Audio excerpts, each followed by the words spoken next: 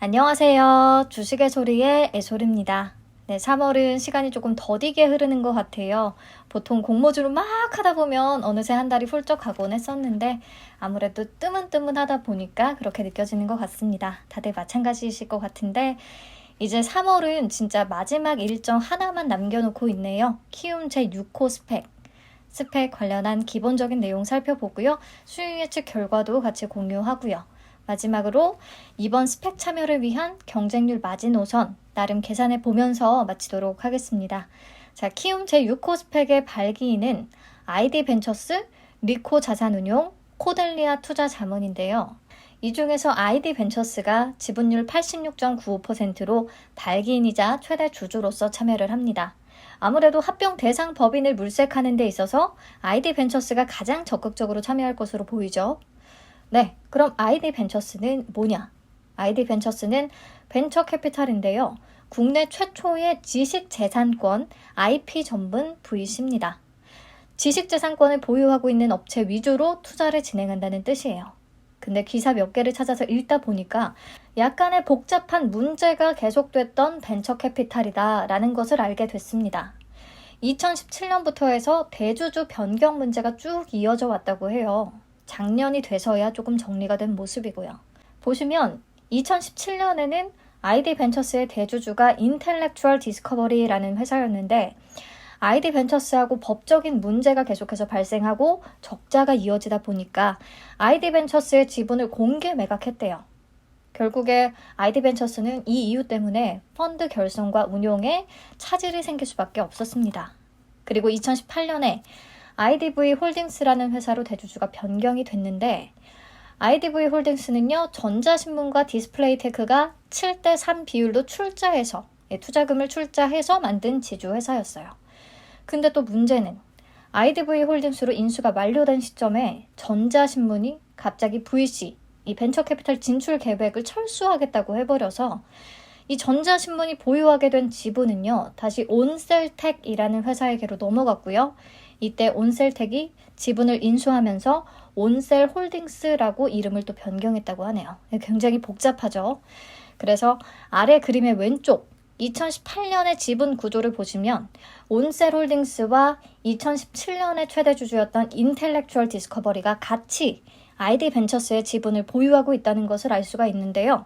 2021년에는 온셀홀딩스가 모회사 온셀텍에 흡수 합병된 뒤에 소멸이 됐고 또 인텔렉추얼 디스커버리가 가지고 있던 남은 지분까지도 온셀텍과 아이디벤처스가 다 인수를 하면서 지배구조가 이렇게 간단하게 정리가 되기는 했습니다. 하지만 대주주 교체 문제가 장기화됐잖아요. 그래서 아이디벤처스의 회사 설립 초기부터 참여했던 인재들이 계속해서 이탈하는 현상이 발생을 했고 또 벤처캐피털이니까 펀드를 새로 결성을 해서 뉴만 기업들에 계속 투자를 진행해야 되잖아요.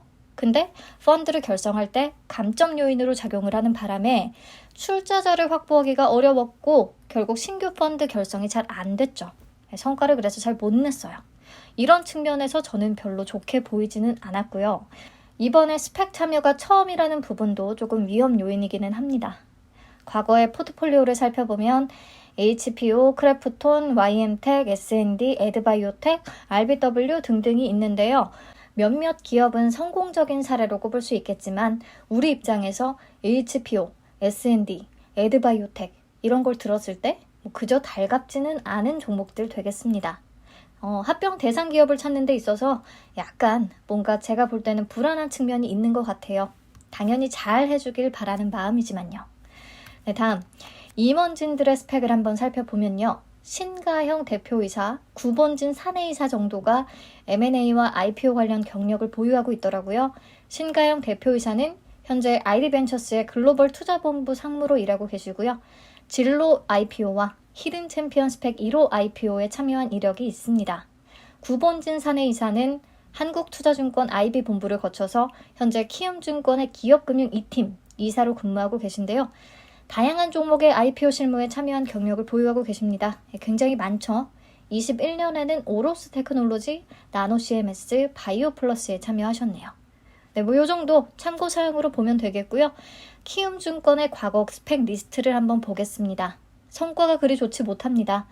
2010년에 상장한 1호 스펙이 한일진공기계와 합병에 성공을 했고 그때 발기인은 HPC였어요.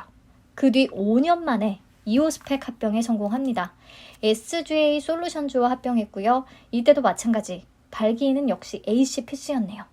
그 뒤에 HPC와 손을 놓은 다음에는요. 줄줄이 상장 폐지됩니다. 3호, 4호, 5호까지.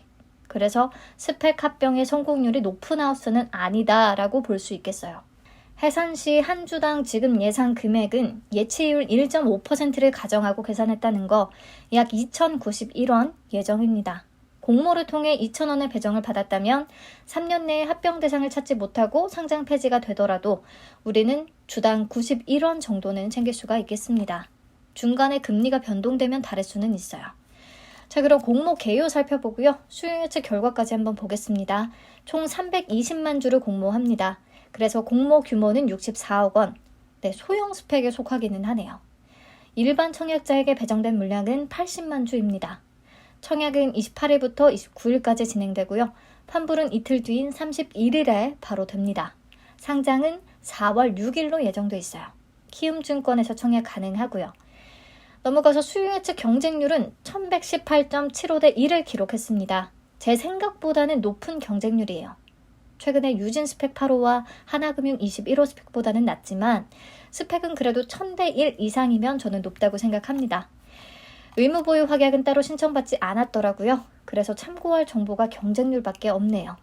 자, 최근에 스펙주들의 가격 수준, 요거 계속 보시는 표라 지겨우실 텐데 보면 키움 제6호 스펙이 공모 규모가 64억 원으로 작기 때문에 의외의 성과를 낼 확률이 좀 있겠다라고 기대감을 가질 수도 있기는 하겠어요.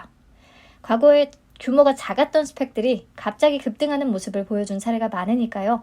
규모가 작으면 세력들이 붙기가 쉬우니까. 그런데 가장 최근에 상장한 SK증권 7호 스펙의 경우에 공모 규모는 60억 원으로 키움 제6호보다도 작은 규모였죠. 하지만 상장일의 최고가는 2,150원, 공모가 대비 한 7% 조금 넘게 플러스였고요. 이후에 그나마 최근에 스펙주들이 다 같이 급등했을 때 2,250원을 찍기는 했습니다. 오늘 기준으로 다시 2,200원까지 내려온 상황이고요. 자, SK증권 7호 스펙은 발기인이 HCPC고 소형임에도 수급이 이렇게 조금 딸리는 이유가 SK증권이 스펙 성공률이 매우 낮은 증권사인 부분이 영향을 줬을 거라고 생각을 하거든요. 스펙주가 오를 때도 기왕이면 과거에 합병 이력이 있는 증권사의 스펙들을 찾게 되고 그쪽으로 수급이 더 몰려가니까요. 보통 대신 밸런스 스펙이나 IBKS 스펙들 그리고 하나금융, 삼성 스펙이 인기가 조금 좋은 편입니다. 아무튼 그런 측면에서 키움증권은 합병 성공률이 높지는 않기 때문에 기대치를 좀 낮출 필요가 있을 것 같고요. SK증권 7호가 규모가 작음에도 현재까지 최고 수익률 12.5%임을 고려해 봤을 때 키움세 6호 스펙도 기대치를 조금 부여해서 목표 수익률을 잡아보자면 10% 정도 생각해 볼 수 있을 것 같아요. 단기적으로 보자면요. 네, 우선 이렇게 목표 수익률 잡고요.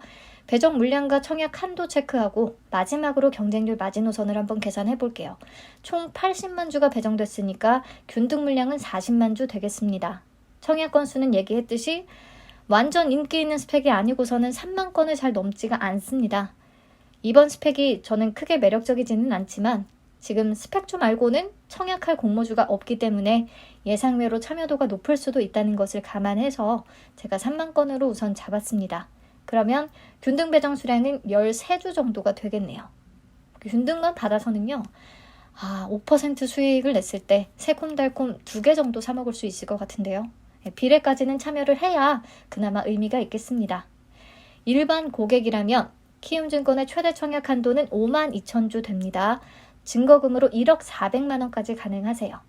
비대면 계좌에 한해서 청약 당일 계좌 후 바로 청약 가능합니다.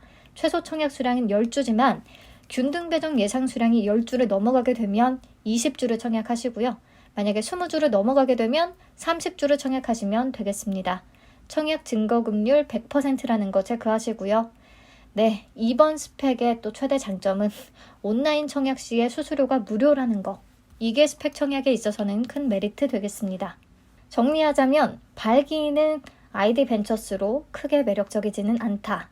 키움증권은 합병 성공률이 낮다는 측면에서도 기대치를 좀 낮춰야 하는 스펙이다. 공모 규모가 64억 원으로 소형 스펙이라는 것은 메리트가 될 수 있다. 수요 예측 경쟁률은 1000대 1을 넘어서 높은 편에 속한다. 온라인 청약 수수료 무료라는 장점이 있다. 그러니까 결론적으로 목표 수익률은 조금은 낮추되 수수료도 없고 하니까 참여할 볼만한 스펙인 것 같기는 한데요. 참여 여부를 결정하는 데 있어서 가장 중요한 건 경쟁률 되겠습니다. 경쟁률이 너무 높으면 단기적으로 봤을 때 토스 이자만도 못할 수가 있거든요. 그러면 참여 여부를 결정할 경쟁률 마지노선을 한번 계산해 보겠습니다. 우선 일반 고객 최대 청약 한도인 1억 400만 원을 토스 파킹 통장에 그냥 그대로 두면 2일치 이자는 이자 소득세를 제외하고 약 9,642원 정도가 됩니다. 이때 키움 6호 스펙의 기대 수익률을 5%로 잡고 이 토스 이자 이상의 수익을 내려면 배정 금액은 20만 원은 돼야겠죠. 그래야 20만 원에 5% 하면 딱 만 원이 되니까 9,642원에 넘어가게 되잖아요. 자, 그러면 총 20만 원을 배정 받으려면 100주는 받아야 된다는 소리고요. 균등 13주를 예상했을 때 비례는 87주를 받을 수 있어야겠죠. 그래야 총 100주니까. 즉 비례 경쟁률은 598대 1 미만이 되어야 토스 이자 이상을 노려볼 수 있다는 뜻입니다. 근데 우리가 딱 토스 이자 정도 벌자고 청약에 참여할 수는 없겠죠. 기대 수익률 5%일 때 토스 이자 대비 2배 이상의 수익은 좀 내야 의미가 있지 않겠어요? 그래서 토스 이자 대비 2배 이상의 수익을 내려면 배정 금액은 40만 원 이상이 돼야 하고요. 그러려면 200주는 받아야겠죠. 200주를 받기 위한 비례 경쟁률 마지노선은 278대 1 되겠습니다. 기대 수익률 5%로 잡았을 때. 이렇게 우리의 가정과 목표치를 바꾸면 경쟁률 마지노선도 다 다르게 계산이 되니까요. 본인 위주로 수치를 변경해서 계산해 보시면 좋겠습니다. 저는 개인적으로 기대 수익률 10% 정도는 잡고 있어요. 상장 당일에 매도하지 않더라도 10%는 기회를 줄 것 같거든요. 그래서 10%를 잡고 토스 이자 이상의 수익을 내려면 경쟁률은 1,405대 1 미만이면 된다고 계산이 되고요. 그리고 토스 이자보다 2배 이상의 수익을 내려면 경쟁률, 비례 경쟁률 598대 1 미만이면 됩니다. 근데 여기에도 가정이 있죠. 균등 13주를 받을 것이라는 가정. 근데 균등 수량이 이것보다 더 줄어들거나 더 많을 수가 있기 때문에 청약 2일차 한 오후 2시까지는 추세를 지켜보고요. 다시 한번 이 로직대로 계산을 해보고 최종 판단을 하는 게 좋을 것 같습니다. 여러분들도 직접 계산해 보셨으면 좋겠고요.